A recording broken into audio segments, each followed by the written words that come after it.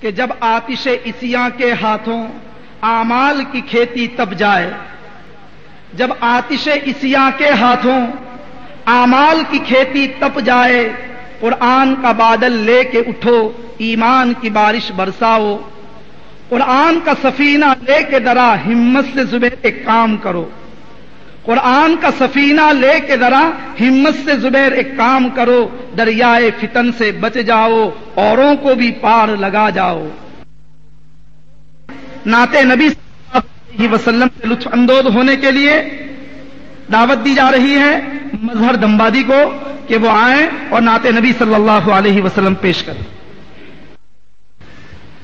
مدح نبی بے ختام اللہ اللہ ہے، مدح نبی بے ختام اللہ اللہ ہے، مادح پہ دوزخ حرام اللہ اللہ۔ وہ قصر نبوت جو تھا نامکمل، وہ قصر نبوت جو تھا نامکمل، انہی سے ہوا ہے تمام اللہ اللہ۔ ہوا سنگ دل سن کے دم میں مسلمان، ہوا سنگ دل سن کے دم میں مسلمان، محمد کا شیریں کلام اللہ اللہ ہے، مدح نبی بے ختام اللہ اللہ ہے، مادح پہ دوزخ حرام اللہ اللہ۔ فرشتہ درے مصطفیٰ پر برابر، فرشتہ درے مصطفیٰ پر برابر، تھلاتا خدا کا سلام اللہ اللہ۔ حبیب خدا کی جو تشریف آئی، حبیب خدا کی جو تشریف آئی، ہوا دی کا بہتر نظام اللہ اللہ ہے، مدح نبی بے ختام اللہ اللہ ہے، مادح پہ دوزخ حرام اللہ اللہ۔ تیری صبح روشن ہے نور خدا سے، تیری صبح روشن ہے نور خدا سے، منور ہے جلووں سے شام اللہ اللہ۔ وہ ختم رسول تاجدار شفاعت، وہ ختم رسول تاجدار شفاعت، وہ ہیں انبیاء کے امام اللہ اللہ ہے، مدح نبی بے ختام اللہ اللہ ہے، مادح پہ دوزخ حرام اللہ اللہ۔ لبوں پر میرے ہیں محمد محمد، لبوں پر میرے ہیں محمد محمد، ہوا نقش دل پر یہ نام اللہ اللہ۔ براق مکرم مکرم پہ بیٹھے تھے آقا، براق مکرم پہ بیٹھے تھے آقا، تھے جبریل تھامے لگام اللہ اللہ، ہے مدح نبی بے ختام اللہ اللہ، ہے مادح پہ دوزخ حرام اللہ اللہ، بلال معظم بہشت بری میں، بلال معظم بہشت بری میں، تھے اسرا میں محو خرام اللہ اللہ، میری عظمت کوئی کیا پا سکے گا، میری عظمت کوئی کیا پا سکے گا، شہیدی کا میں ہوں غلام اللہ اللہ، ہے مدح نبی بے ختام اللہ اللہ، ہے مادح پہ دوزخ حرام اللہ اللہ، ولی مشغلہ میرا نعت نبی ہے، ولی مشغلہ میرا نعت نبی ہے، جو محشر میں آئے گا کام اللہ اللہ، ہے مدح نبی بے ختام اللہ اللہ، ہے مادح پہ دوزخ حرام اللہ اللہ۔ اس بہترین نعت نبی کے بعد اسلام عدل و مساوات کے آئینے میں اس عنوان پر تقریر پیش کرنے کے لیے دعوت دی جا رہی ہے درجہ عربی پنجم کے طالب علم مخدوم بیدر کرناٹکی کو کہ وہ آئیں اور اس مضمون پر اپنی تقریر پیش کریں۔ نحمده ونصلي على رسوله الكريم، أما بعد، قال الله تبارك وتعالى في القرآن المجيد والفرقان الحميد: إن الدين عند الله الإسلام. وقال في موضع آخر: اليوم أكملت لكم دينكم وأتممت عليكم نعمتي ورضيت لكم الإسلام دينا. وقال: لا اکراہ فی الدین. ہمیں پھر دعوت دین الہی عام کرنا ہے، ہمیں پھر دعوت دین الہی عام کرنا ہے، جہان کل میں پھر سے دبدبہ اسلام کرنا ہے۔ جس کام کے لیے آئے ہیں وہ کام نہ بگڑے، جس کام کے لیے آئے ہیں وہ کام نہ بگڑے، سر جائے تو جائے مگر اسلام نہ بگڑے۔ اسلام کو منظور نہیں قرآن اگر دستور نہیں، اسلام کو منظور نہیں قرآن اگر دستور نہیں، پھر افسوس ہے اس آزادی پر، یہ ملک یہ لشکر کچھ بھی نہیں۔ ہر شخص سے کہہ دو پیش کرے اخلاص و مروت کی دولت، ہر شخص سے کہہ دو پیش کرے اخلاص و مروت کی دولت، کردار سے قومیں بنتی ہے، انکار کے چکر کچھ بھی نہیں۔ قابل قدر مسلمانوں، اسلام کے نوجوانوں اور دیوانوں، اللہ کا سدا احسان ہے کہ اس نے ہم سب کو اسلام کی دولت عطا کی۔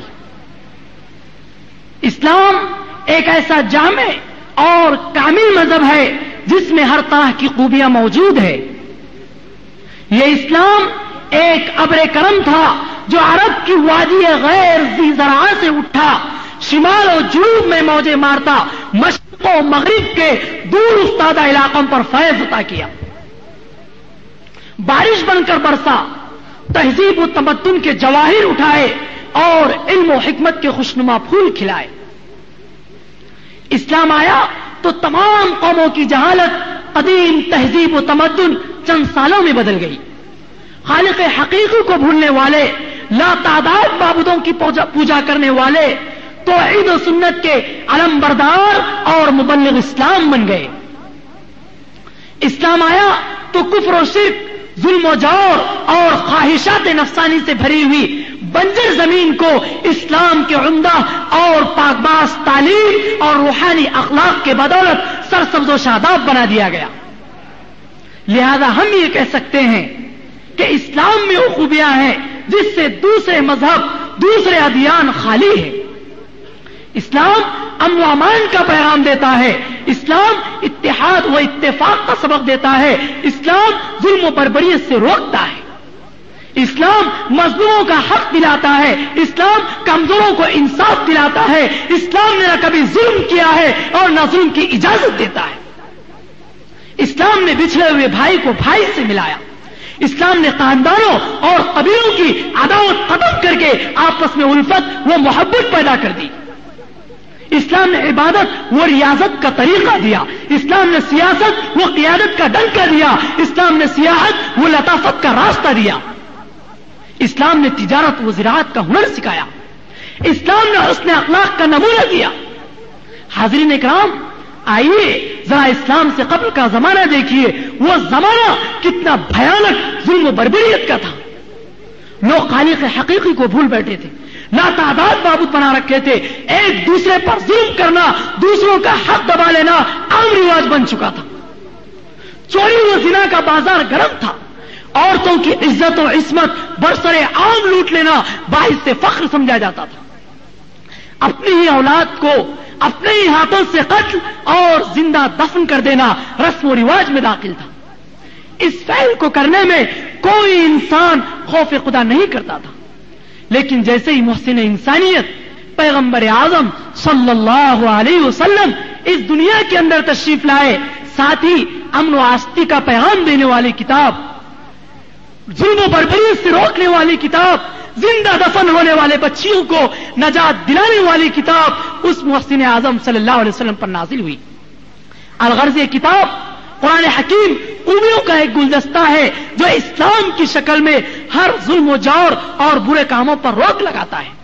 لہذا اس قرآن کے آنے کے بعد قرآن حکیم کا انداز بیان دیکھتے جائیے کہ جب لوگ لاتعداد خود تراشیدہ معبودوں کو اپنا خالق و مالک، مشکل کشا، حاجت روا سمجھ رہے تھے تو قرآن نے اعلان کیا، قل هو اللہ احد اللہ الصمد لم یلد ولم یولد ولم یکن له کفوا احد۔ قرآن نے اعلان کیا انما الہکم الہ واحد۔ قرآن نے اعلان کیا للہ ما فی السماوات وما فی الارض۔ قرآن نے اعلان کیا لا تسجدوا للشمس ولا للقمر واسجدوا للہ الذی خلقہن ان کنتم ایاہ تعبدون۔ زندہ دفن ہونے والے بچیوں کو نجات دلاتے ہوئے قرآن نے اعلان کیا ولا تقتلوا اولادکم خشیۃ املاق نحن نرزقہم وایاکم۔ قتل اور غارت گیری کو روکتے ہوئے قرآن نے یہ اعلان کیا کتب علیکم القصاص فی القتلى الحر بالحر والعبد بالعبد والانثى بالانثى۔ قرآن نے اعلان کیا وکتبنا علیہم فیہا ان النفس بالنفس والعین بالعین۔ چوری اور ڈاکہ زنی پر پابندی لگاتے ہوئے یہ حکم نافذ کیا السارق والسارقۃ فاقطعوا ایدیہما۔ دو شیزاؤں کی اجڑی ہوئی عفت و عصمت کی حفاظت کرتے ہوئے قرآن نے اعلان کیا الزانیۃ والزانی فاجلدوا کل واحد منہما مئۃ جلدہ کا فیصلہ سنایا۔ یہ اسلام کے چند موٹے موٹے قوانین اور احکام ہیں، اگر ان کو اپنایا جائے تو جہاں پر خالق حقیقی کی پہچان ہوتی ہے وہی تہذیب و تمدن اور عدل و انصاف کا ایک سبق ملتا ہے۔ اللہ سے دعا کیجیے کہ اللہ مجھے اور آپ کو اور تمام امت مسلمہ کو اسلام کی تعلیمات پر چلنے کی توفیق عطا فرمائے۔ وآخر دعوانا الحمدللہ رب العالمین۔ اقبال کی زبانی یہ سبق دے گئے، سبق پر پھر صداقت کا، عدالت کا، شجاعت کا، سبق پر پھر صداقت کا، عدالت کا، شجاعت کا، تجھ سے کام لیا جائے گا دنیا کی امامت کا۔ اللہ پاک ہم سب کو صداقت، شجاعت، عدالت کی دولت سے مالا مال فرمائے۔ اب ہم ایک اردو تقریر کے لیے دعوت دے رہے ہیں دور حدیث شریف کے طالب علم مولوی رضوان ہردا کو۔ عنوان ہے ان کا مستشرقین کا چیلنج اور علماء دین کی ذمہ داریاں۔ اس عنوان پر تقریر پیش کی جا رہی ہے۔ الحمد للہ رب العالمین والصلاة والسلام على سید الانبیاء والمرسلین وعلى آلہ واصحابہ وازواجہ وذریاتہ وأهل بيته وأهل طاعته أجمعين إلى يوم الدين. أما بعد، قال الله تبارك وتعالى في كلامه المجيد: أعوذ بالله من الشيطان الرجيم، بسم الله الرحمن الرحيم. يريدون أن يطفئوا نور الله بأفواههم ويأبى الله إلا أن يتم نوره ولو كره الكافرون. صدق الله العظيم. معزز علماء اکرام اور محترم سامعین اعظام،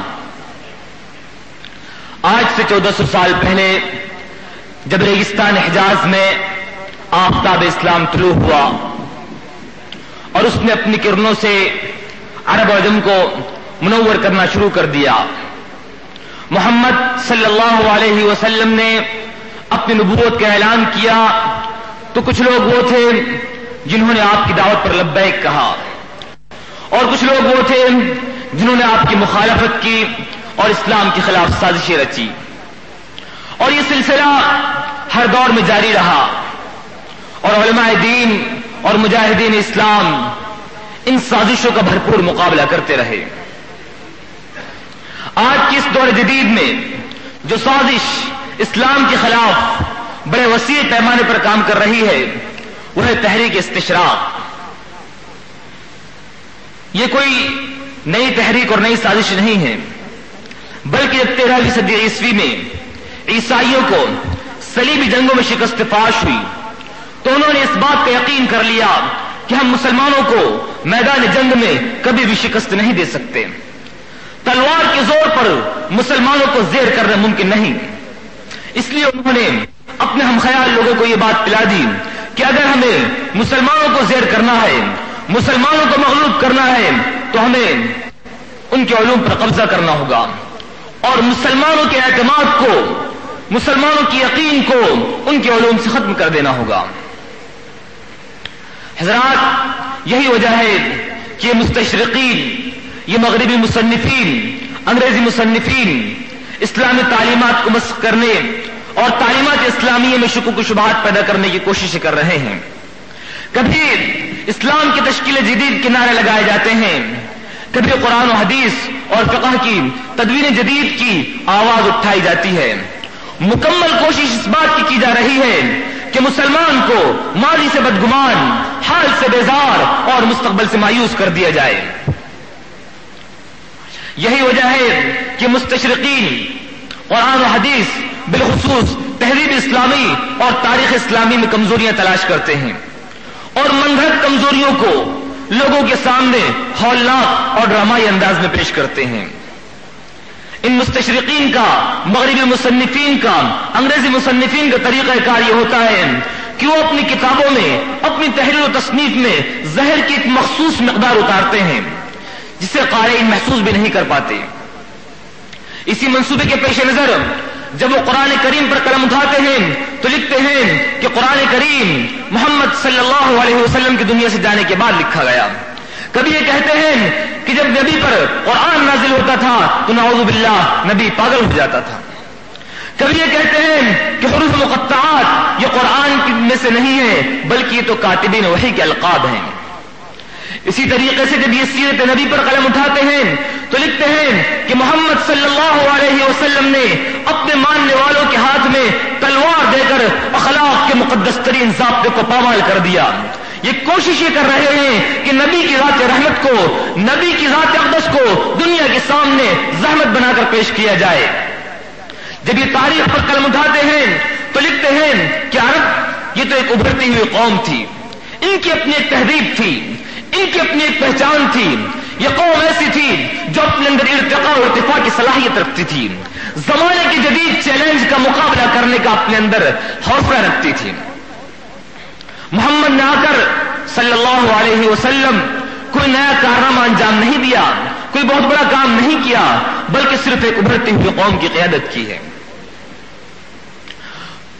معزز علماء کرام، موجودہ دور کے علماء دین اور قائدین ملت پر کتنی بڑی ذمہ داری اس نازک فتنے کے دور میں عائد ہوتی ہے، اسے ہم بخوبی سمجھ سکتے ہیں. یہ مسئلہ کوئی ایک قوم و تہذیب کا نہیں، کسی ایک مدرسے جامعہ کا نہیں، کسی ایک جماعت کا نہیں، کسی ایک ادارے اور تنظیم کا نہیں، بلکہ یہ مسئلہ تو پورے علوم قرآنیہ کی حفاظت کا ہے، علوم اسلامیہ کے تحفظ کا ہے، آنے والی نسلوں کو استشراق کے زہر سے بچانے کا ہے. اگر آج ہم نے اپنی اس نسل کی فکر نہیں کی، اگر آج ہم نے امت کی فکر نہیں کی، تو ہماری آنے والی نسلیں ان کا مسلمان کہلانا بھی مشکل ہوگا. اس لیے اے معماران حرم، بیدار ہو جاؤ. اے وارثین انبیاء، دنیا کی نئی تعمیر کے لیے اٹھ کھڑے ہو جاؤ اور اسلام کے خلاف کی جانے والی ہر سازش اور اسلام کے خلاف اٹھائے جانے والے ہر فتنے کا منہ توڑ جواب دینے کے لیے تیار ہو جاؤ. لیکن اس کے لیے ہمیں کچھ تیاری کرنی ہوگی، اسلحہ سے لیس ہونا ہوگا. اس کے لیے سب سے پہلے ہمارے اندر پختہ ایمان کو ہونا ضروری ہے. تعلیمات اسلامیہ کے تعلق سے ہمارا یقین اتنا محکم، اتنا پختہ ہو کہ اسلامی تعلیم کے خلاف، اسلامی تعلیمات کے خلاف آنے والی ہر چیز کا ہم بلا تردد انکار کر سکیں اور صاف کہہ دیں کفرنا بکم وبدا بیننا وبینکم العداوۃ والبغضاء الی یوم القیامہ، کہ ہم ہر مخالف اسلام شے کا بلا تردد، بلا اندیشہ لومہ لائم صاف انکار کرتے ہیں، اور مخالف اسلام ہر شے سے اپنی بغض و عداوت کا بلکہ اپنی نفرت کا اظہار اور تعرض قیامت اعلان کرتے ہیں. اسی کے ساتھ ساتھ ہمارے لیے ضروری ہوگا کہ ہم اذہان جدیدہ کی تسکین کے لیے جدید اذہان کو سامنے رکھتے ہوئے، لوگوں کے بدلتے ہوئے خیالات کو دیکھتے ہوئے، زمانے کے بدلتے ہوئے زاویے کو دیکھتے ہوئے ایسی تصنیف کریں، ایسی تحریریں پیش کریں جس کے اندر مستشرقین کے اعتراضات کا جواب دیا گیا ہو اور جس کے اندر پیغام اسلامی کو واضح انداز میں اور مقتضیات زمانہ کے مطابق پیش کیا گیا ہو. واقعہ یہ ہے کہ آج مسلمانوں کی نئی نسل جو یورپین انگلش یونیورسٹیز میں تعلیم حاصل کر رہی ہے اور جو اسلام کا مطالعہ انگریزی کتب سے کرتی ہے، وہ اس وقت تک استشراق کے زہر سے آزاد نہیں ہو سکتی، مستشرقین کی غلامی سے، مغربی مصنفین کے، انگریزی مصنفین کی غلامی سے اس وقت تک یہ قوم، یہ طبقہ آزاد نہیں ہو سکتا ہے جب تک کہ اس امت کے علماء اور اس امت کے مصنفین ان کی اصلاح اور ان کی آخرت کے سنوارنے کا ذمہ اپنے اوپر نہ لے لیں. اللہ رب العزت سے دعا ہے کہ اللہ ہماری آنے والی نسلوں کی اور پوری امت مسلمہ کی ہر قسم کے شرور و فتن سے حفاظت فرمائے اور تادم آخر ہمیں اپنے دین حنیف کی خدمت کے لیے قبول فرمائے. آمین. وآخر دعوانا الحمدللہ رب العالمین. اس سراب رنگ و بو کو گل ستا سمجھا ہے تو، اس سراب رنگ و بو کو گل ستا سمجھا ہے تو، آہ اے ناداں قفس کو آشیاں سمجھا ہے تو. آئیے سائنس اور اسلام کے عنوان پر اردو تقریر سماعت فرمائیں. تقریر پیش کر رہے ہیں دور حدیث شریف سے فراغت پانے والے طالب علم مولوی محمد طیب مظفر پوری. الحمد لله الذي سخر الشمس والقمر والصلاة والسلام على رسوله محمد الخير البشر وعلى آله وأصحابه أجمعين. أما بعد،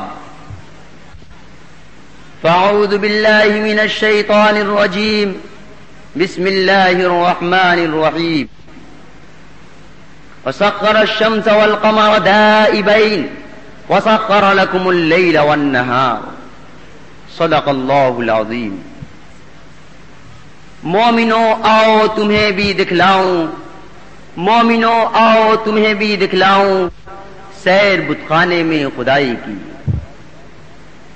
کرسی صدارت پر جلوہ افروز حضرت صدر، قریب و بعید سے آنے والے مہمانان اعظام، مشفق و مربی اساتذہ کرام اور قابل قدر احباب و رفقا،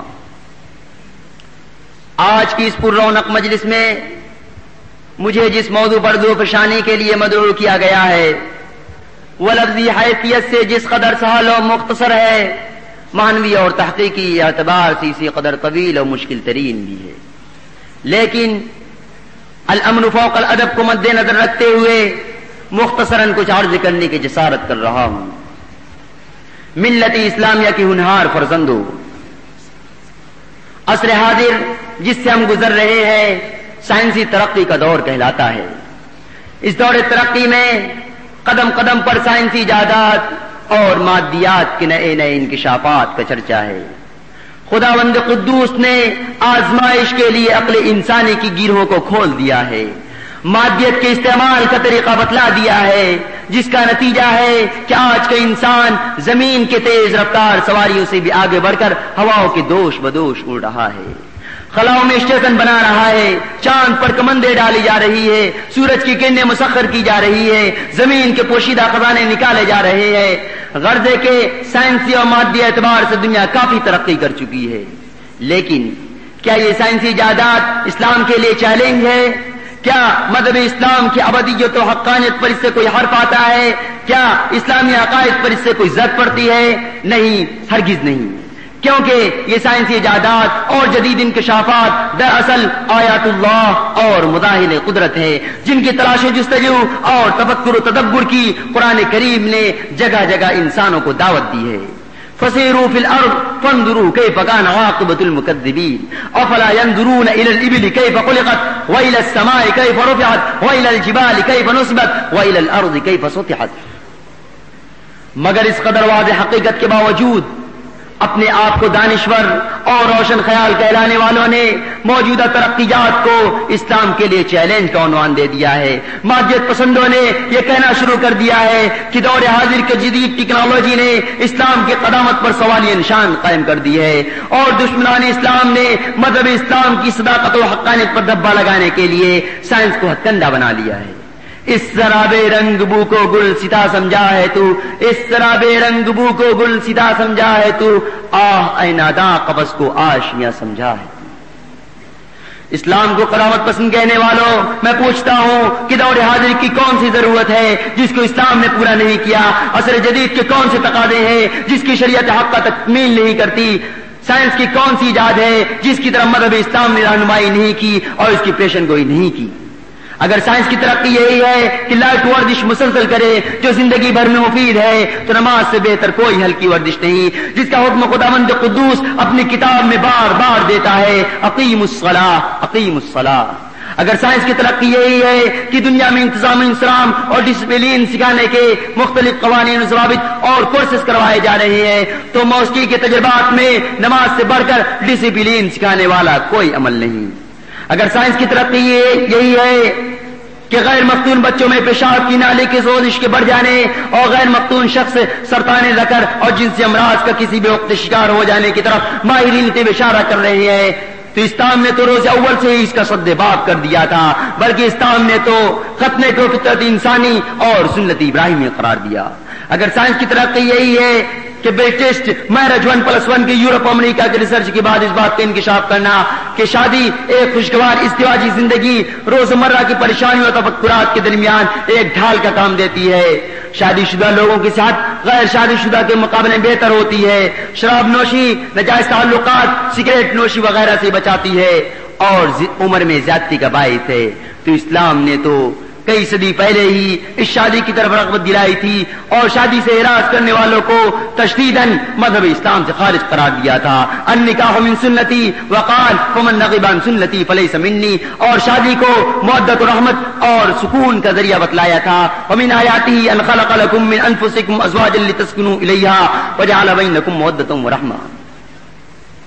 جدید انکشافات پر مغرور اسلام کو خداوند پسندی کا طعنہ دینے والوں، میں سنو یہ کوئی نئی بات نہیں، یہ تمام اپنے وجود میں اسلامی کی مرہون منت ہے. تم نے آج اس کی تلاش کی ہے، اسلام نے آج سے 1400 سال پہلے ہی سے بتلا دیا تھا. اگر تمہیں یقین نہیں تو جاؤ اپنے مدبرین سے پوچھو، اپنے مفکرین سے پوچھو، سائنسدانوں سے پوچھ لو، وہ سب کے سب اسلام کی حقانیت، احادیث کی صداقت اور قرآن کی جامعیت کی شہادت دیں گے. بہار اب جو دنیا میں آئی ہوئی ہے، بہار اب جو دنیا میں آئی ہوئی ہے، یہ سب پود انہی کی لگائی ہوئی ہے. دریائے فکر و نظر کے شناوروں، یہ ایک ناقابل تردید حقیقت ہے اور ایسی بدعت ہے جس کا انکار سورج کی ضیاء پاش کرنوں کی تکذیب کی مرادف ہوگا کہ اسلام سائنس ابھی نابالغ لڑکی ہے اور بالغ ہونے پر اسی اسلام سے شادی کرنا ہوگی. میرے دوستو، ذرا غور تو کرو، اس وقت وہ یاد کرو جبکہ فیملی پلاننگ اور ہمارے دو کی آواز بلند کی جا رہی تھی. لیکن آج دنیا سائنسی مشاہدات اور تجربات کی روشنی میں یہ ماننے پر مجبور ہے کہ فیملی پلاننگ، قتل الاطفال، مانع حمل اور اسقاط حمل کے لیے ادویات استعمال کرنا بے شمار امراض کو دعوت دینا ہے. مثلا پیٹ کا بڑھ جانا، بدن کا پھول جانا، جس میں مستقل نقص پیدا ہو کر اندرونی پیچیدہ بیماریوں کا پیدا ہو جانا، بلکہ مسلسل ادویات مانع حمل استعمال کرنا کینسر کی تخلیق کا باعث ہے. شریعت اسلامیہ نے تو 7 سے 1427 سال قبل ہی اس سے روک دیا تھا. لا تقتلوا اولادکم خشیۃ املاق. رسول اللہ نے فرمایا تھا کہ تم ایسی عورت سے نکاح کرو جو زیادہ محبت کرنے والی اور زیادہ بچے جننے والی ہو، تاکہ میں قیامت کے روز دوسری امتوں پر فخر کر سکوں. تزوجوا الودود الولود فإني مكاثر بكم الامم. حضرت ابن عباس رضی اللہ تعالی عنہما نے فرمایا تھا کہ اس امت میں وہ شخص بہت اچھا ہے جو کثیر العیال ہو. سفینہ اسلام کے ناخداؤ، ملت اسلامیہ کی بیش تابناک تاریخ میں بے شمار مثالیں اور محیر العقول کا نام موجود ہے جو آج بھی سائنٹیفک ترقی اور سائنسدانوں کے مشعل راہ ہے. نہ تو سائنس کی ترقی سے اسلامی عقیدے پر کوئی حرف آتا ہے اور نہ ہی اسلام کا کوئی قانون دستور سائنس کی مخالفت کرتا ہے. اسلام یہ نہیں کہتا کہ تم زمین کی معدنیات کی تحقیق نہ کرو. اسلام یہ نہیں کہتا کہ روئے زمین کے گوشے گوشے اور چپے چپے پر پھر کر آثار قدیمہ کا سراغ نہ لگایا جاوے. اسلام نے کبھی اس سے منع نہیں کیا کہ تم دشت و بیاباں کو صحرا میں جا کر خدائی مخلوقات کو مشاہدہ نہ کرو، بلکہ اسلام تو تمہیں میرے دوستو، بلکہ اسلام تو تمہیں شریعت کے حدود میں رہ کر سب کچھ کرنے کی اجازت دیتا ہے. تم خوب ترقی کرو، علوم و فنون اور تجربات مشاہدات مہارت حاصل کرو، مگر اکبر الہ آبادی مرحوم کا یہ پیغام یاد رکھو. تم شوق سے کالج میں پڑھو، پارک میں پھولو. تم شوق سے کالج میں پڑھو، پارک میں پھولو. جائز ہے غباروں میں اڑو، چرخ میں جھولو. بس ایک سخن بند ہے عاجز کی رہی یاد، بس ایک سخن بند ہے عاجز کی رہی یاد. اللہ کو اور اپنی حقیقت کو نہ بھولو. وآخر دعوانا ان الحمدللہ رب العالمین. حضرات، ہم سب کا یہ یقین ہے کہ نبی پاک صلی اللہ علیہ وسلم سے محبت ہمارا جزو ایمان ہے. حضور پاک صلی اللہ علیہ وسلم کی توہین کرنے والا کبھی بھی عزت نہیں پا سکا ہے. نبی پاک صلی اللہ علیہ وسلم کی توہین تو بہت دور کی بات ہے، صلی اللہ علیہ وسلم کا شوق کرنے والا سلام یا ساتھ کے ذریعے اس کا ہاتھ شل ہو گیا، اس کے ہاتھ کے اندر اس کا ہاتھ اپنی طاقت کو کھو بیٹھا. بہرحال نبی پاک صلی اللہ علیہ وسلم کی اہانت کی جو سازش ہوئی، اس کے سلسلے میں کسی نے کیا خوب کہا کہ محشر کے روز ہوگا وہ مبغوض کبریا. محشر کے روز ہوگا وہ مبغوض کبریا جس نے بھی کی جہاں میں اہانت رسول کی صلی اللہ علیہ وسلم. باغ جناح میں ہوگا یقیناً وہ خوش نصیب، باغ جناح میں ہوگا یقیناً وہ خوش نصیب جس نے بھی دل و جان سے کی مدحت رسول کی صلی اللہ علیہ وسلم. آئیے اہانت رسول صلی اللہ علیہ وسلم کی مذمت اس عنوان پر تقریر کرنے کے لیے دعوت دی جا رہی ہے جامعہ کے طالب علم مولوی یوسف کرکھیلی کو کہ وہ آئیں اور اپنی تقریر پیش کریں. الحمد للہ وحدہ والصلاة والسلام على من لا نبی بعدہ محمد وآلہ وصحبہ ومن تبعہ بإحسان إلى يوم الدین. اما بعد فاعوذ باللہ من الشیطان الرجیم بسم اللہ الرحمن الرحیم وإنك لعلى خلق عظیم. صدق اللہ العظیم. وقال النبی صلی اللہ علیہ وسلم انما بعثت لأتمم مکارم الاخلاق او کما قال علیہ الصلاة والسلام. کتاب فطرت کے سرے ورق پہ جو نام احمد رقم نہ ہوتا، کتاب فطرت کے سرے ورق پہ جو نام احمد رقم نہ ہوتا تو نقش ہستی ابھر نہ سکتا، وجود لوح و قلم نہ ہوتا. کرسی صدارت پر جلوہ افروز جناب صدر اور معزز سامعین، حق و باطل کی آج کی کشمکش کوئی نئی بات نہیں. یہ کشمکش ان دونوں کے درمیان اس وقت سے جاری ہے جب سے سورج اور چاند ہے، اور اس وقت تک جاری رہے گی جب تک سورج اور چاند رہیں گے. اور ان کی کشمکش کا رنگ زمانے کی تبدیلی سے بدلتا رہے گا. بعض دفعہ باطل کا حملہ ایسا بے نظیر ہوگا کہ اس کی مثیل تک ماضی میں نہیں ملتی، لیکن حق اپنی صفت یعلو ولا یعلی علیہ کو لازم کر کے رہے گا. دراصل بات یہ ہے کہ یہود و نصارہ جب مسلمانوں کے خلاف جنگی محاذ پر شکست خوردگی کا شکار ہوئے تو انہوں نے نئے نئے حربے استعمال کرنا شروع کر دیے. فکری سطح پر الحاد و زندقہ کا بازار گرم کیا، تو کبھی بہا اللہ کو بہائیت کے روپ میں، تو کبھی غیر مقلدیت کو اہل حدیث کا لیبل لگا کر، تو کبھی نیچریت کو علی گڑھ یونیورسٹی کے نام پر، تو کبھی غلام احمد قادیانی کو نبوت کا دعوے دار بنا کر، تو کبھی منکرین حدیث کو اکتفا بالقرآن کے نام پر، تو کبھی الفرقان الحق کو قرآن کے مد مقابل کتاب بنا کر، تو کبھی آمنہ ودود کو امامت المرأہ کے نام پر، تو کبھی سلمان رشدی اور تسلیمہ نسرین کو کھڑا کر کے اسلام کو مسخ کرنے کے لیے ناپاک حربے استعمال کیے. لیکن بحمد اللہ امت کے جیالے نے ان کا بہت جم کر مقابلہ کیا اور وعدہ خدا سچ ثابت ہوا. یریدون لیطفئوا نور اللہ بافواہہم واللہ متم نورہ ولو کرہ المشرکون، کہ یہ مشرکین دین اسلام کو مٹانے کی ناپاک سازشیں کر رہے ہیں جبکہ اللہ رب العزت اس کے اتمام کا فیصلہ کر چکا ہے. فانوس بن کے جس کی حفاظت ہوا کرے، فانوس بن کے جس کی حفاظت ہوا کرے، وہ شمع کیا بجھے جسے روشن خدا کرے. ان سلیب کے پجاریوں نے انہی حربات میں سے ایک حربہ احانت رسول صلی اللہ علیہ وسلم کو اپنا کر آپ صلی اللہ علیہ وسلم کی عزت و عصمت سے کھیلنا چاہا، اور ان یورپی بھیڑیوں نے ٹیسٹ لینا چاہا کہ ہماری مدتوں کی مسلسل محنتوں کا نتیجہ کیا ہے، آیا مسلمانوں کے ایمان میں کچھ کمی واقع ہوئی یا نہیں، ان کی غیرت ایمانی اور حمیت دینی کا کیا حال ہے، اور آئندہ کیا لاہے عمل تیار کیا جائے کہ اہل ایمان اپنے ایمان پر جم نہ سکے. جیسے قرآن نے بیان کیا وَدَّ كَثِيرٌ من اہل الکتاب لو یردونکم من بعد ایمانکم کفارا، کہ اہل کتاب کی اکثریت اپنے دل میں یہ تمنا لیے بیٹھی ہے کہ مسلمان نہ رہے بلکہ وہ کفر و شرک کی بھول بھلیوں میں بھٹکتا رہے. اس لیے یہ پھوٹی قسمت کے مالک نعوذ باللہ من ذالک محسن انسانیت کو تصویروں کے اندر دہشت گرد و فسادی کی شکل میں پیش کرتے ہیں، اور کارٹونوں میں پیغمبر اسلام کو ہالی ووڈ کے کسی عرب بدماش کی شبیہ میں پیش کرتے ہیں. سید المتقین زبدۃ الصالحین کو ظالم و شہوت پرست بتانے کی ناکام کوشش کرتے ہیں.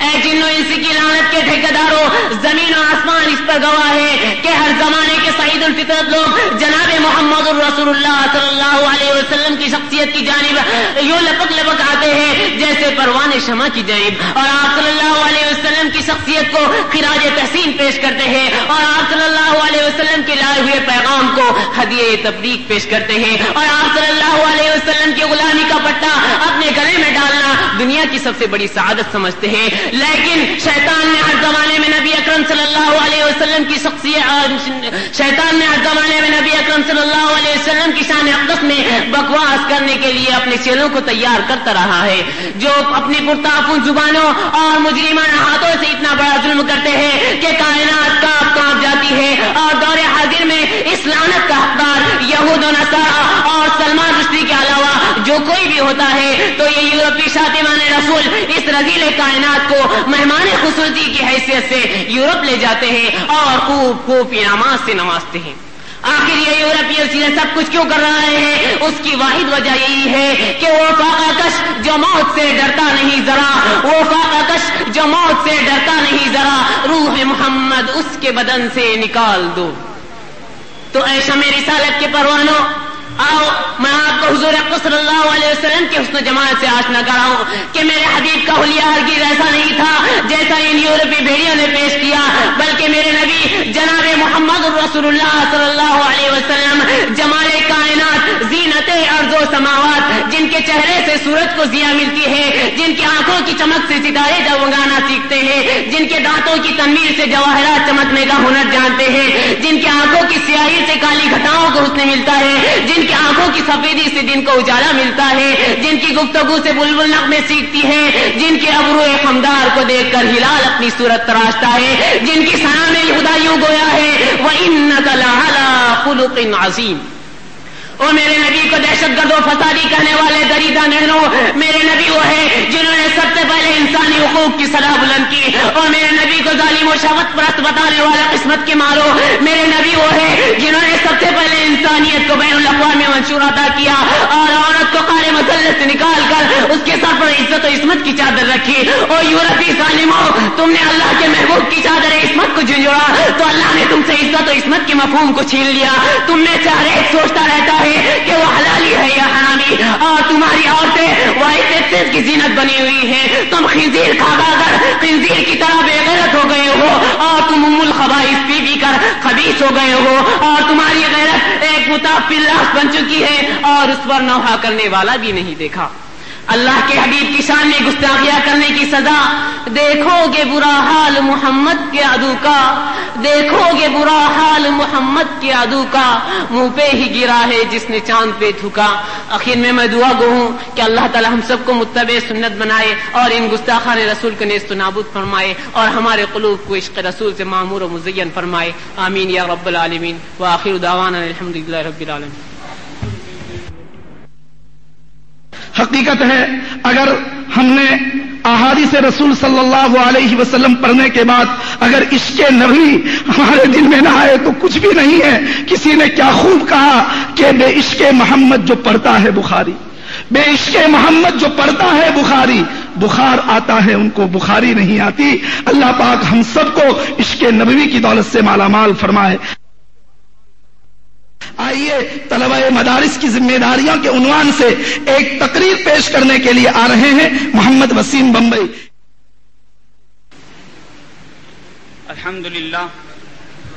الحمدللہ رب العالمین والصلاة والسلام على سید المرسلین اما بعد فاعوذ باللہ من الشیطان الرجیم بسم اللہ الرحمن الرحیم یرفع اللہ الذین آمنوا منکم والذین اوتوا العلم درجات. جناب صدر، سامعین اکرام، ملت بیضا کے نونہالوں، آج کی اس پر رونق و پربہار محفل میں میں چاہتا ہوں کہ طالبان علوم نبویہ کو ان کے مقام و مرتبے سے آگاہ کروں، ان کی رفعتوں اور بلندیوں کا تذکرہ کروں، انہیں اپنی ذمہ داریوں کا احساس دلاؤں اور آج انہیں بتا دوں کہ تمہارا مقام و مرتبہ کیا ہے. دوستو، تم تو وہ ہو جس کا ایک سرا براہ راست نبوت محمدی صلی اللہ علیہ وسلم سے اور دوسرا سرا اس زندگی سے ملتا ہے. تم کوئی اور نہیں بلکہ آخری رسول کی وہ زندہ جاوید امت ہو جنہیں قیامت تک باقی رہنا ہے. تم تو صفحہ نبی صلی اللہ علیہ وسلم سے علم حاصل کرنے والے ان صحابہ اکرام کے پیرو ہو جنہوں نے خوکار عرب کے بدوؤں پر فتح کا جھنڈا گاڑ دیا، بھٹکتی انسانیت کو ہدایت کا روشن چراغ عطا کیا، سسکتی انسانیت کو تسکین قلب عطا کی اور اخلاق و کردار کی وہ اعلیٰ ترین روایت قائم کیے کہ جنہیں آج تک کسی انسان نے سوچا بھی نہ تھا. اے جانشین امت، اے نائبین رسول رحمت، آج پوری امت کا شیرازہ بکھر چکا ہے. خود پرستی کا جنون سب پر سوار ہے. انسان کی جان و مال، عزت و آبرو کا احترام تیزی کے ساتھ رخصت ہو رہا ہے۔ مسلمانوں اور ان کے دینی مدرسوں کو بدنام کرنے کی زبردست مہم چلائی جا رہی ہے۔ ذرائع ابلاغ اور میڈیا پر کنٹرول قائم کر کے مذہبی ضعیف الاعتقادی اور دقیانوسی نظریات لوگوں پر تھوپے جا رہے ہیں۔ اسلامی تہذیب و ثقافت کو زوال کا سب سے اہم سبب قرار دیا جا رہا ہے۔ دینی مدرسوں کو بدنام کرنے کی زبردست مہم چلائی جا رہی ہے، اور آج غیروں کی نگاہیں نہ کسی مخصوص ادارے پر ہے نہ کسی خاص گروہ پر، بلکہ وہ تمام دینی انجمنوں، تحریکوں اور اداروں کو اس جرم میں شریک سمجھتی ہے۔ نصف صدی کی جھلسا دینے والی سیاسی فضا نے مسلمانوں کو بے آب و گیا ریگستان میں لا کھڑا کر دیا ہے۔ گپ اندھیری رات ہے اور یہ قافلہ سمت کھو چکا ہے۔ ایسے ہی رہزنوں اور لٹیروں سے لٹ جانا کیا تعجب ہے۔ نشان راہ دکھاتے تھے جو ستاروں کو ترس گئے ہیں وہ کسی مرد راہداں کے لیے۔ اے طالبان علوم نبویہ، اے وارثان بلال حبشی، تمہیں خوف کس چیز کا رہ گیا ہے؟ تمہاری غیرت و حمیت کو کس نے لوٹ لیا ہے؟ تمہارا جوش ایمانی کہاں دفن ہو گیا ہے؟ تم اپنی فاتحانہ تاریخ کو کیسے بھول گئے ہو؟ تم اپنی مظلومیت کو کیسے برداشت کر رہے ہو؟ دین اسلام لوٹتا جا رہا ہے، تمہیں نیند کیسے آ رہی ہے؟ تم اپنی عظیم دینی درسگاہوں اور خانقاہوں کی آہ و فغاں کو کیا سن نہیں رہے ہو؟ تم اپنے اکابر و اسلاف کے کردار کو کیسے بھول گئے ہو؟ کیا اپنے اساتذہ کی دل کی دھڑکنیں تمہیں تڑپا نہیں رہی ہے؟ کیا اپنے وطن کے مظلوم و مجبور لوگوں کی آہیں تمہیں رلا نہیں رہی ہے؟ کیا تم اپنی کتابوں میں بار بار ابو بکر صدیق رضی اللہ تعالیٰ عنہ کی بے چینی و اضطراب کو پڑھ نہیں رہے ہو؟ کیا عمر فاروق کی دینی حمیت و خودداری تمہارے سامنے نہیں ہے؟ کیا پوری امت جب مغربی تہذیب سے متاثر ہو کر ارتداد کے گھڑے میں جا گرے گی تب تم اٹھو گے؟ آخر تمہیں کس چیز کا انتظار ہے؟ اے بانی حرم، اے معمار کعبہ، اے فرزندان ابراہیم، ایک بار پھر دنیا کی تعمیر کے لیے اٹھ اور اپنی گہری نیند سے بیدار ہو۔ آج پوری امت تمہیں پر آسرا لگائے بیٹھی ہے۔ مسئلہ کسی ایک مدرسے یا کسی جامعہ کا نہیں ہے، آج تو مسئلہ علوم ایمانی کے باقی رکھنے اور اسلامی تحفظ کا ہے۔ آج پوری انسانیت خودکشی کے لیے قسم کھا چکی ہے، وہ خندق کی آگ میں کودنے کے لیے تیار ہے، وہ بد اخلاقی کے دلدل میں ڈوب رہی ہے۔ ایسے نازک وقت میں ڈوبتی کشتی کا ملاح آپ کے سوا کوئی نہیں۔ امت کی شکست حالی کو خوشحالی میں تبدیل کرنا آپ ہی کے بس کی بات ہے۔ اس لیے اے فرزندان امت محمدی، آج آپ کو عصر جدید کے چیلنجوں کا ڈٹ کر مقابلہ کرنا ہوگا، نئے نئے فتنے اور نئے خطرات کا دندا شکن جواب دینا ہوگا۔ آج کے اس تعطل کو ہر حال میں توڑنا ہوگا اور اس دلدل سے ہر حال میں نکلنا ہوگا۔ اپنے اندر برداشت کی وہ اٹل قوت اور ہمت کا وہ پہاڑ پیدا کرنا ہوگا جس پر نہ دنیا کی کوئی شہنشاہیت غالب آ سکے اور نہ اس پر ملک کی کوئی بادشاہت فتح یاب ہو سکے۔ آخر میں خداوند قدوس سے دعا ہے کہ اے اللہ ہم سب کو عزم مصمم اور ہمت عطا فرما اور ہماری کوتاہیوں کو معاف فرما۔ وما علینا الا البلاغ۔ عظیم عالم دین اور امام اہل سنت حضرت مولانا عبدالشکور لکھنوی کے پوتے اور نبیرہ حضرت مولانا عبدالعلیم فاروقی دامت برکاتہم تشریف لا رہے ہیں۔ ادب احترام کے ساتھ گزارش کرتے ہیں کہ آپ تشریف لا کر اپنے ملفوظات عالیہ سے ہم کو مستفید فرمائیں۔ مبارکا فیہ مبارکا علیہ کما یحب ربنا ویرضا جل جلالہ عم نوالہ رب اشرح لی صدری ویسر لی امری واحلل عقدۃ من لسانی یفقہوا قولی۔ اما بعد، حضرت رئیس جامعہ، صدر گرامی، حضرات علماء اکرام، بزرگوں، دوستوں اور عزیز طلباء، یہ جلسہ تقریروں کا جلسہ نہیں ہے، بلکہ آپ نے جامعہ میں رہ کر جو کچھ حاصل کیا ہے اس کے اظہار کا یہ موقع ہے.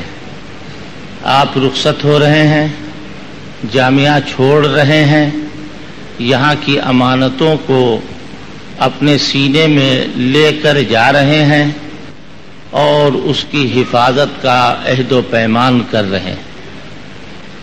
ان امور کو ظاہر کرنے کے لیے یہ پروگرام رکھا جاتا ہے. وقت اتنا نہیں ہے کہ کسی بھی موضوع کو کسی معمولی تفصیل کے ساتھ بھی آپ کے سامنے پیش کیا جائے. در حقیقت اللہ تعالی جزائے خیر دے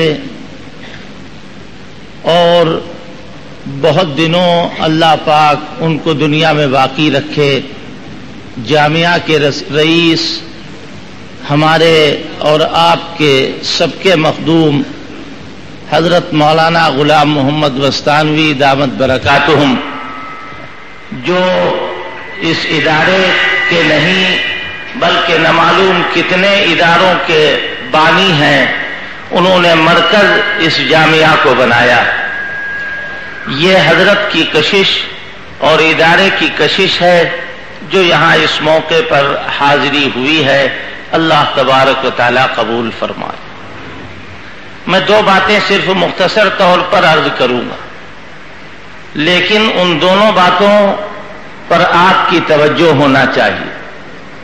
سب سے پہلی بات یہ کہ آج مدرسے والے، قرآن والے، حدیث والے، داڑھی والے، کرتے اور پائجامے والے سب کی نظروں میں کھٹک رہے ہیں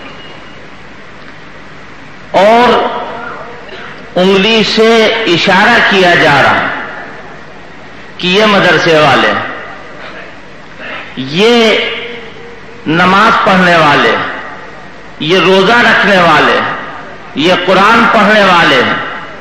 یہ ساری چیزیں ان لوگوں کی نگاہوں میں کانٹے کی طرح چبھ رہی ہیں جو مدرسہ نہیں چاہتے، جو اسلام نہیں چاہتے، جو دین کو دیکھنا نہیں چاہتے، جو مسجدوں کو کے میناروں کو دیکھ کر جن کے کلیجے پھٹنے لگتے، یہ ان کا ذہن اور رجحان. میں ایک بات عرض کرتا چلوں کہ ساری دنیا تمہاری مخالف ہو جائے، دنیا پوری ایک طرف ہو جائے اور اپنے علماء اکرام کو مخاطب کر کے، مدرسے والوں کو مخاطب کر کے کہہ رہا ہوں کہ پوری دنیا ایک طرف ہو جائے، اہل مدارس کا کچھ نہیں بگاڑ سکتی. کیوں؟ جب تک کہ ہم اپنی سطح پر قائم رہیں.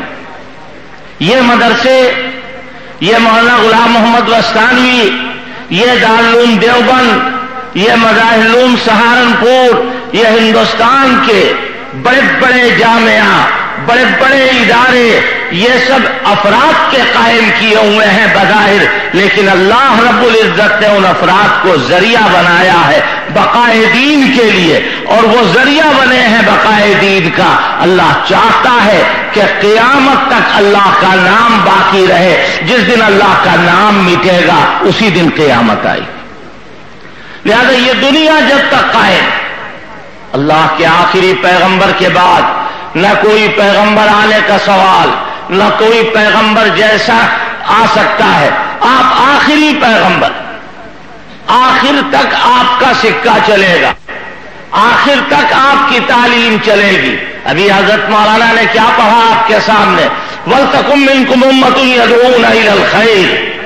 ایک امت ہونا چاہیے، ایک جماعت ہونا چاہیے جو داعی الی الخیر ہو اور ناہی عن المنکر ہو، خیر کی طرف بلانے والی اور منکرات سے روکنے والی.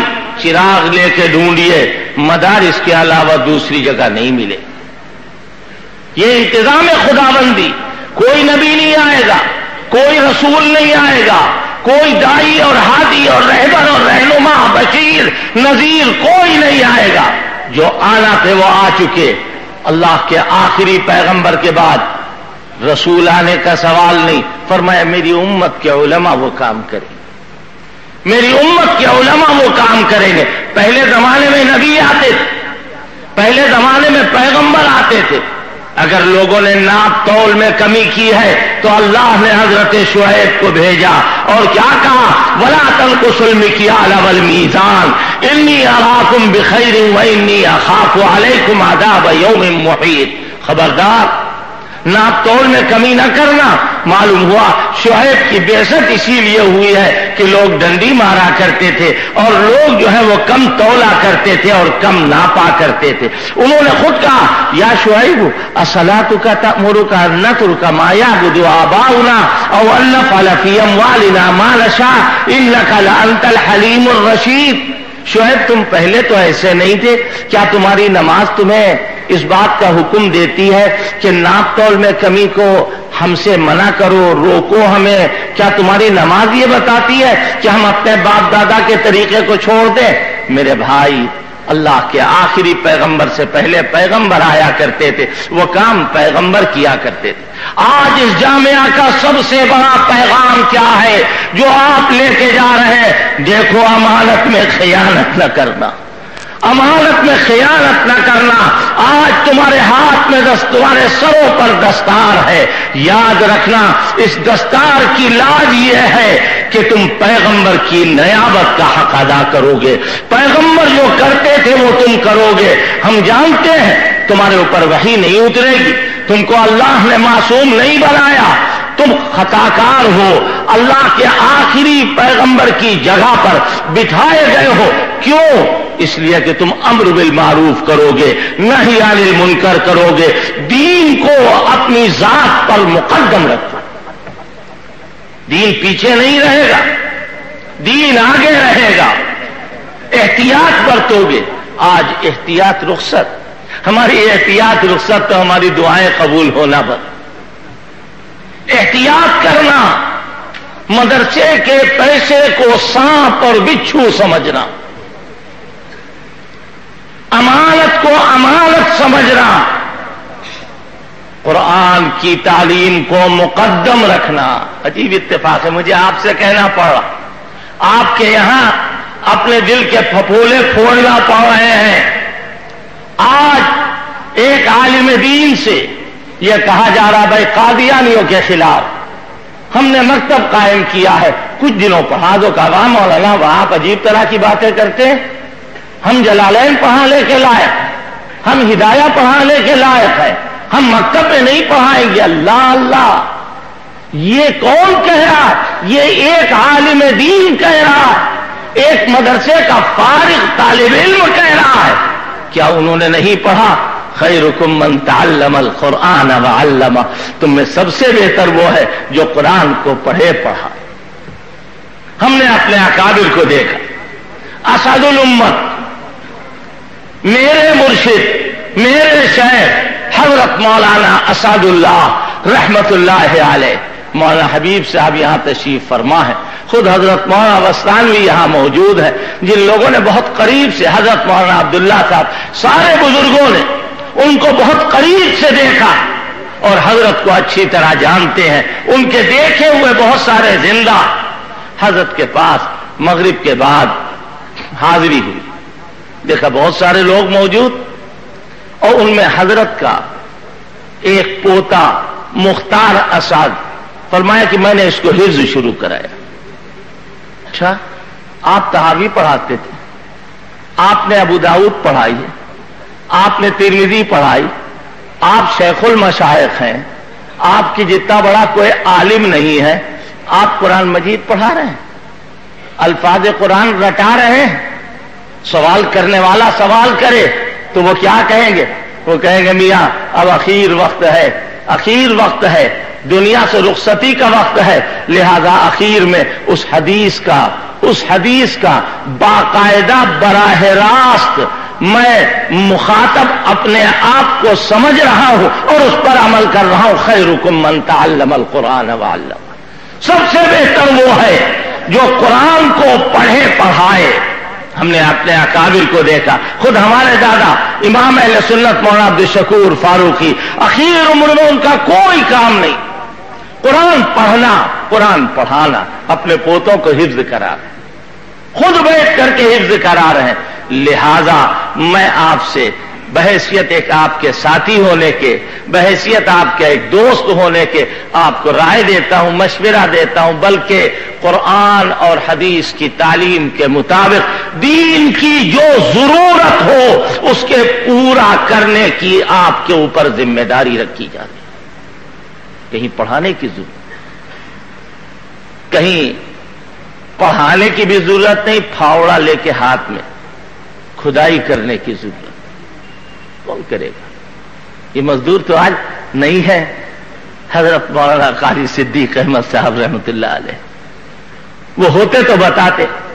فتح پور میں حضرت پڑھا رہے ہیں، ان کو معلوم ہوا کہ باندہ ہتورا جہاں حضرت رہتے تھے، حضرت کا آبائی گھر اور وطن اور وہاں کی بود و باش، ارتداد پھیل گیا.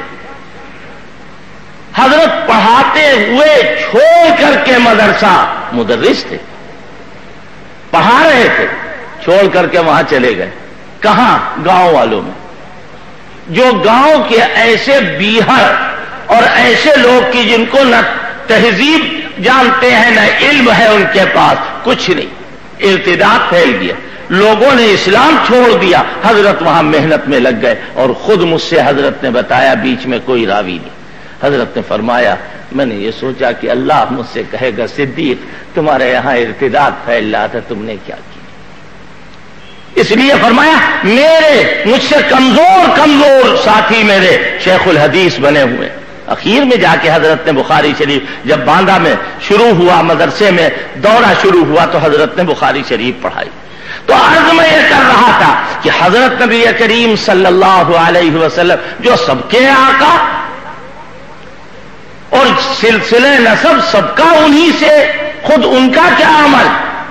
ایک طرف صحابہ اکرام کا مجمع بیٹھا ہے، ان کو سند دے رہے ہیں ارحم امتی بامتی ابو بکر، تمغہ ملا، سند دی گئی. اشدہم فی امر اللہ عمر، یہ فاروق اعظم کی سند ہے. اعلمہم بالحلال والحرام معاذ بن جبل کی سند ہے. امین هذه الامہ ابو عبیدہ بن الجراح، یہ ابو عبیدہ پہنچانا. وہ کیا کر رہے ہیں؟ چلو لڑائی لڑنے کے لیے، میمنہ یہاں رہے گا، میسرہ یہاں رہے گا، مقدمہ یہاں رہے گا. یہ کیا ہے؟ دین کی جو ضرورت ہوگی اسے پورا کیا جائے. خندقیں کھودی جا رہی ہیں، سارے صحابہ ایک ایک پتھر باندھے ہیں، آپ کی مبارک پیٹ پر 2 پتھر بندھے ہوئے اور آپ خندق کھود رہے ہیں.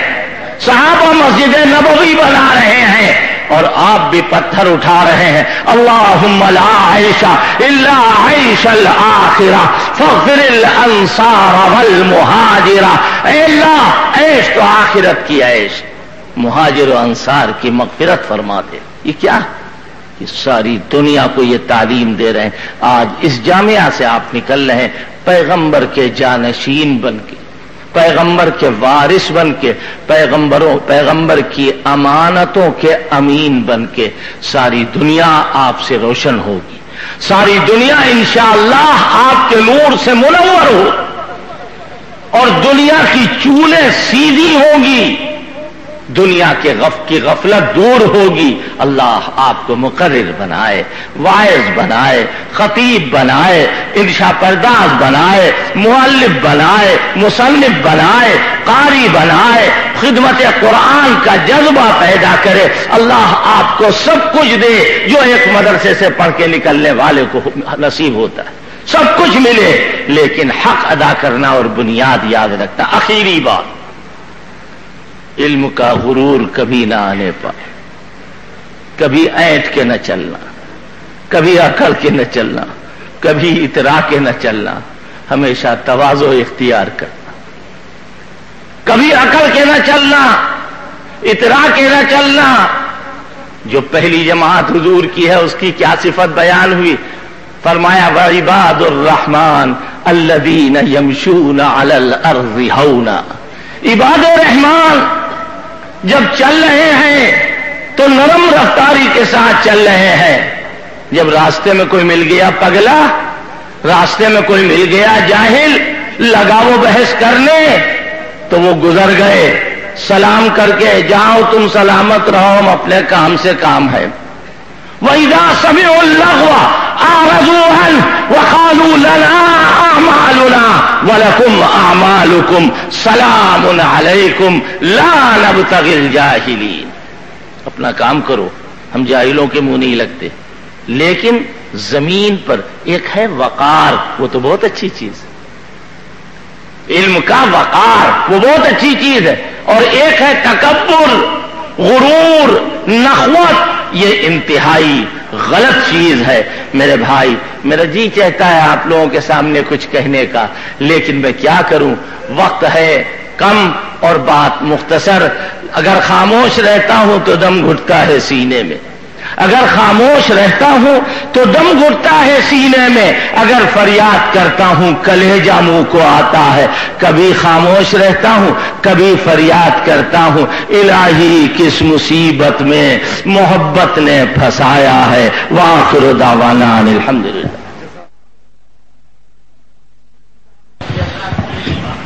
اس جامع اور عظیم خطاب کے بعد اب ہم بہت ہی ادب و احترام کے ساتھ مفکر ملت، مردم ساز شخصیت، ہمارے اس جامعہ اسلامیہ اشاعت العلوم اکلکوا کے سرپرست حضرت مولانا عبداللہ صاحب کاپودروی حفظہ اللہ ورعاہ سے نہایت ہی ادب اور احترام سے گزارش کرتے ہیں کہ آپ اپنے قیمتی نصائح سے ہم سب کو مستفید فرمائیں. الحمد لله رب العالمين والصلاة والسلام على أشرف الأنبياء والمرسلين سيدنا ومولانا محمد وعلى آله وأصحابه وأتباعه إلى يوم الدين. أما بعد، أعوذ بالله من الشيطان الرجيم. بسم الله الرحمن الرحيم. قل هل يستوي الذين يعلمون والذين لا يعلمون. قابل صد احترام ہمارے معزز علماء کرام، مکرم مہمانان اعظام اور میرے عزیز بھائیوں، جیسے ابھی حضرت نے فرمایا کہ یہ کوئی تقریر کا موقع نہیں ہے. جامعہ اشاعت العلوم اکلکوا کے ان ہونہار طلباء کے پروگرام کو ہم نے سنا، اور یہی مقصد ہوتا ہے سالانہ جلسے میں کہ طلباء اپنی کچھ کوششوں کا نمونہ عام مسلمانوں کے سامنے پیش کریں اور حاضرین یہ محسوس کریں کہ اس مدرسے میں کیا کیا چیز سکھلائی جا رہی. آپ حضرات کے خطابات سن کر ہمیں بڑی مسرت ہوئی. ہم نے محسوس کیا کہ آپ کو وقت کے حالات کا اندازہ ہے. مستشرقین کے بارے میں دوسرے جو احوال پیدا ہوئے احانت رسول صلی اللہ علیہ وسلم کے سلسلے میں، اور مختلف موضوعات پر جو آپ نے تقریر کی، اس سے اندازہ ہوا کہ اساتذہ کرام حالات کو سامنے رکھ کر طلباء کی ذہن سازی کر رہے ہیں. اللہ تعالیٰ ان کو جزائے خیر عطا فرمائے. مجھے بڑی خوشی اس بات کی ہوئی کہ ایک ہمارے عزیز طالب نے مراٹھی میں تقریر کی، اور یہ کمی میں برسوں سے محسوس کر رہا تھا کہ مختلف علاقوں کے مدرسوں کو چاہیے کہ وہ اپنی مقامی زبان میں بھی طلباء کو مشق کرائیں. وما ارسلنا من رسول الا بلسان قومی. اللہ تعالیٰ نے رسول بھیجے ہیں ہر قوم میں اس قوم کی زبان جاننے والے کو. اگر ایک آدمی مہاراشٹر میں رہتا ہے اور مراٹھی زبان میں تقریر نہیں کر سکتا تو پھر کیا فائدہ ہوا؟ آپ مراٹھی زبان میں تقریر نہ کریں اور آپ بہترین اردو میں، جو مولانا آزاد کی اردو ہے، شبلی کی اردو ہے، سید صاحب کی اردو ہے، جو طلبہ مشق کرتے ہیں، تو اس سے کچھ فائدہ نہیں ہوتا. اس لیے کہ وہ بیچارہ گاؤں کا آدمی اس زبان کو سمجھ نہیں پاتا. اس لیے مجھے بڑی خوشی ہوئی واقعی. میں اس طالب کو مبارکباد دیتا ہوں، اور جتنے مہاراشٹر کے بچے یہاں پڑھ رہے ہیں، میری ان سے عاجزانہ درخواست ہے کہ ایک جمعرات کو آپ اردو میں تقریر کریں، ایک جمعرات کو آپ عربی میں کریں، ایک جمعرات کو مراٹھی میں کریں۔ ابھی 2-4 سال پہلے میرا سفر ہوا امریکہ کا، تو میرے ایک دوست ہیں قاری یوسف صاحب کفلیتا والے، وہ مجھے سان فرانسسکو لے گئے۔ یہ بالکل دنیا کا آخری شہر ہے، وہاں سے دنیا ختم ہوتی ہے۔ تو انہوں نے بڑی اصرار سے مجھے کہا کہ کچھ گجرات کے لوگ ہیں راندیر کے جو برما سے آئے ہوئے ہیں، تو چلیں ہم ان کی مسجد میں جائیں اور تھوڑی سی آپ کی بات ہو۔ تو وہ بیچارہ مجھے لے کر گئے۔ اب عشاء کی نماز سے پہلے ہم وہاں پہنچے، اور نماز سے پہلے قاری یوسف صاحب نے وہ وہاں کے متولی صاحب جو ذمہ دار تھے ان سے بات کی کہ بھئی مولوی صاحب گجرات سے آئے ہیں اور میں ان کو لایا ہوں کہ تھوڑی دیر دین کی بات ہو۔ تو متولی صاحب یہ کہنے لگے کہ مولوی صاحب دیکھو، یا تو مولانا انگریزی میں تقریر کریں یا گجراتی میں تقریر کریں، اس لیے کہ ہم تو سب راندیر والے ہیں تو گجراتی جانتے ہیں، لیکن اگر یہ اردو میں تقریر کریں گے تو ہمارے نوجوانوں کو کچھ سمجھ میں نہیں آئے گا۔ تو مولوی یوسف صاحب اٹھ کر آئے، وہ دونوں بات کر رہے تھے، میں نے دیکھا کہ کوئی گفتگو ہو رہی ہے، وہ اٹھ کر آئے میرے پاس، انہوں نے کہا کہ متولی صاحب ایسا کہہ رہے ہیں۔ میں نے کہا بھائی میں تو انگریزی جانتا نہیں ہوں، البتہ گجراتی میری اپنی زبان ہے مادری، تو میں گجراتی میں بات کر سکتا ہوں۔ ہم نے تھوڑی بہت ایسی مشق کی ہے کہ کوئی موقع ہو تو ہم گجراتی میں بھی تقریر کریں۔ تو الحمدللہ اللہ تعالیٰ نے لاج رکھی اور میں نے تقریر کی، تو وہ اتنے خوش ہوئے، انہوں نے کہا اگر آپ پہلے سے مجھے کہتے، وہ متولی صاحب کہنے لگے، تو میں اپنے محلے کی ساری عورتوں کو بھی لاتا، کیونکہ برسوں کے بعد ہم نے کوئی دینی بات گجراتی زبان میں سنی۔ اس سے معلوم ہوا کہ لوگ اپنی زبان میں دین کی بات سننے کی تڑپ رکھتے ہیں ہر موقع پر، جہاں آپ جائیں، یا تو آپ انگریزی اچھی جانیں، اور برطانیہ میں، امریکہ میں، کینیڈا میں، ویسٹ انڈیز میں انگریزی میں آپ تقریر کریں تو لوگ معزوز ہوتے۔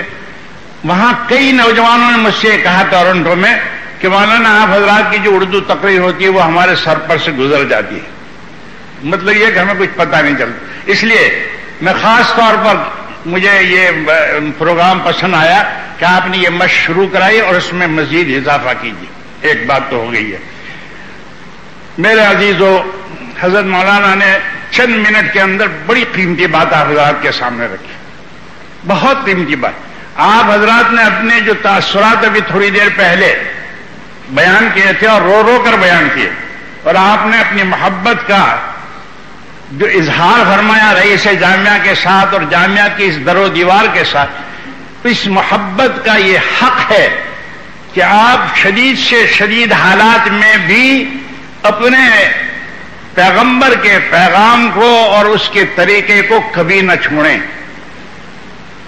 حالات آتے ہیں، آندھیاں آ جاتی ہیں اور گزر جاتی ہیں، لیکن جو صاحب عزم لوگ ہیں، جن کا تعلق اللہ رب العزت کے ساتھ ہے، وہ کبھی بھی نہیں گھبراتے۔ حالات واقعی جیسے حضرت نے فرمایا کہ چاروں طرف سے ہمیں گھیرنے کی کوشش کی جا رہی ہے، گھبرانے کی ضرورت نہیں ہے۔ ارادے جن کے پختہ ہوں، ارادے جن کے پختہ ہوں، نظر جن کی خدا پر ہو، تلا تم خیز موجوں میں وہ گھبرایا نہیں کرتے۔ ارادے جن کے پختہ ہوں، نظر جن کی خدا پر ہو، تلا تم خیز موجوں میں وہ گھبرایا نہیں کرتے۔ ہمیں سوچ پیدا کرنے کی ضرورت ہے، علم کے ساتھ اللہ والوں سے تعلق پیدا کر کے سوچ پیدا کرنے کی ضرورت ہے، جو سوچ جناب رسول اللہ صلی اللہ علیہ وسلم سے صدیق اکبر نے حاصل کیا اور دوسرے صحابہ نے حاصل کیا۔ ایک موقع آیا کہ کچھ لوگوں نے زکوٰۃ کے دینے سے انکار کیا، پہلو تہی کی، کھڑے ہو گئے صدیق اکبر کہ اگر ایک رسی بھی رسول اللہ صلی اللہ علیہ وسلم کے زمانے میں یہ دیتے تھے اور نہیں دیں گے میں ان کے ساتھ جہاد کروں گا۔ بہت سے بڑے بڑے اکابر صحابہ کو انشراح نہیں تھا، حتیٰ کہ حضرت عمر بن الخطاب رضی اللہ تعالی جیسا مضبوط طبیعت کا آدمی وہ پہنچ گئے صدیق اکبر کی خدمت میں اور کہا ترفق یا امیر المؤمنین، امیر المؤمنین ذرا نرمی کا برتاؤ کیجیے۔ اوہو، صدیق اکبر اس جملے کو سن کر بھڑک اٹھے اور کیا کہنے لگے، کیونکہ صدیق اکبر طبیعت کے بہت کمزور تھے لیکن ارادے کے بہت پختہ تھے۔ آپ نے مختارات میں ان کے بارے میں پڑھا ہوگا، کان نحیفا فی جسمہ وقویا فی عزمہ، یہ جملہ پڑھا آپ نے مختار میں۔ حضرت صدیق اکبر نے فوراً یہ حضرت عمر رضی اللہ تعالیٰ سے یہ جملہ کہا کہ کہ رجوت عونک فجیت بخذلانک، رجوت عونک فجیت بخذلانک، کنت جبارا فی الجاہلیت وخوارا فی الاسلام، انقطع الوحی وتم الدین اینقص الدین وانا حی۔ یہ تاریخی جملہ تھا جو ہر طالب علم کو اپنے قلب پر نقش کرنے کی ضرورت ہے کہ میری حیات تک دین کے کسی جز کو ہم برباد ہونے نہیں دیں گے۔ اینقص الدین وانا حی، آپ اپنے قلب پر اس کو نقش کیجئے۔ مولانا علی میاں صاحب طلبہ سے ہمیشہ کہتے تھے کہ وہ جملہ ہے سونے کے پانی سے لکھنے کا نہیں، اپنے قلب پر اس کو نقش کرنے کی ضرورت ہے کہ اینقص الدین وانا حی۔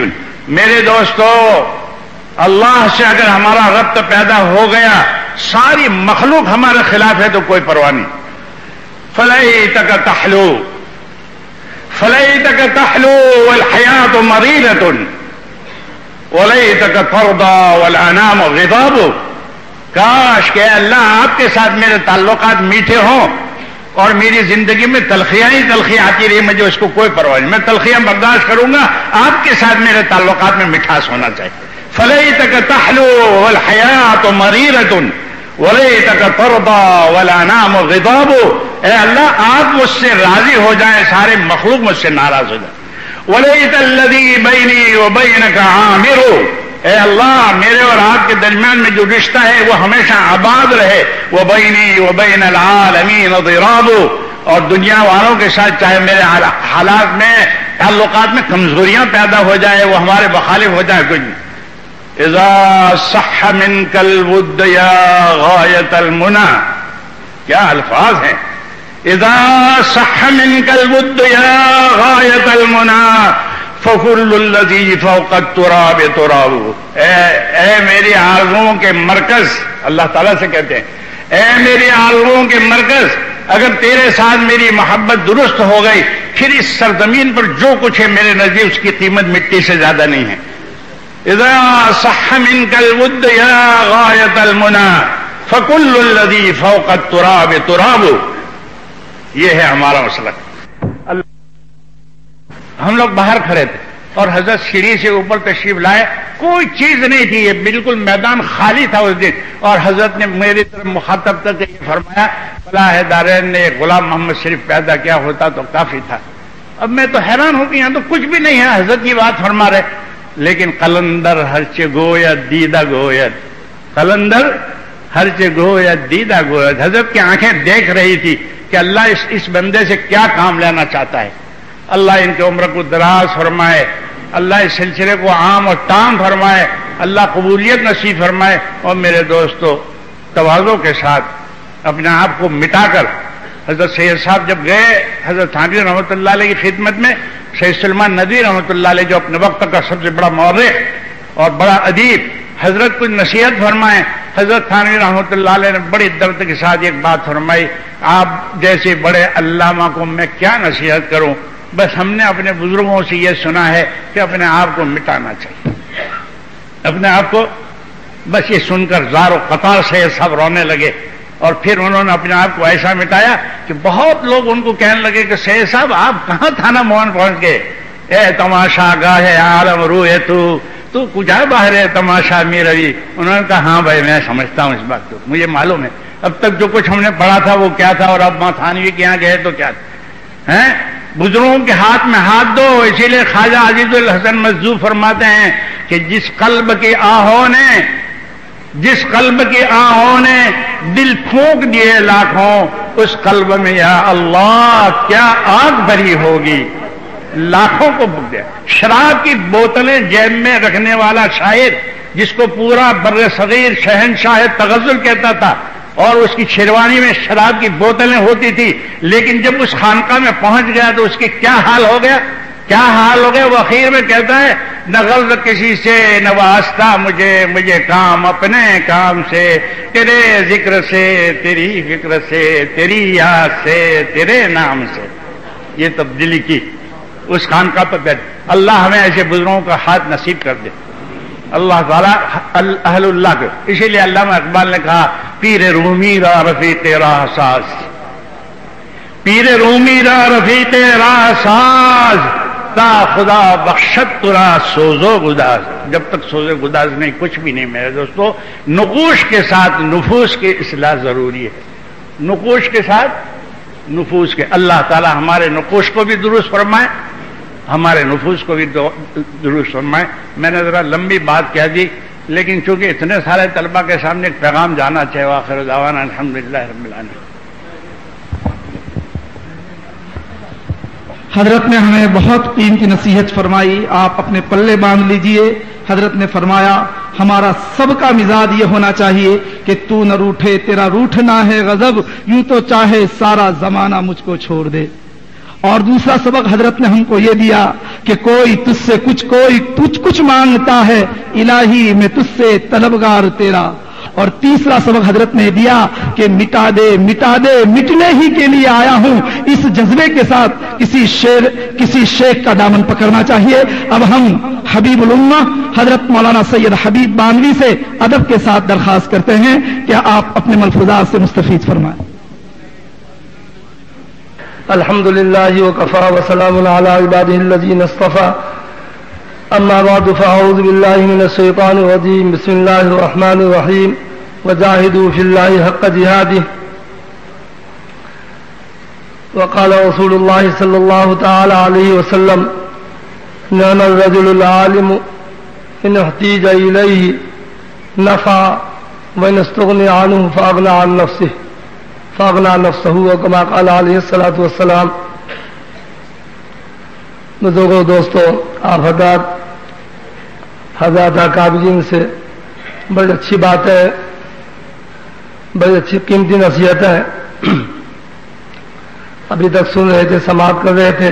بات تو وہی ہے جو کہی جا چکی، لیکن بات یہ ہے کہ موقع محل کے اعتبار سے کچھ بات دل میں اترتی ہے. کچھ گھڑیاں ایسی ہوتی ہیں کہ اللہ سے مانگنے کی ہوتی ہیں، اور اس وقت اللہ تبارک تعالیٰ بندے کی دعا قبول کرتے ہیں. عامات سے ہم کو کیا ملا یہ تو سبھی جانتے ہیں، لیکن دو چیزیں ہیں کہ ایک تو جامعہ سے، اساتذہ سے محبت، جیسا کہ ابھی حضرت نے فرمایا، عقیدت و تعلق. یہ روحانی سلسلہ ایسا ہوتا ہے اگر اس کو قائم رکھا جائے تو ہم وقت اس سے فائدہ اٹھایا جا سکتا ہے. حضرت علامہ فخر الدین رازی رحمۃ اللہ علیہ کے حالات سے آپ سبھی واقف ہیں. علامۃ الدہر تھے اور اللہ نے ان کو بڑا علم عطا فرمایا تھا،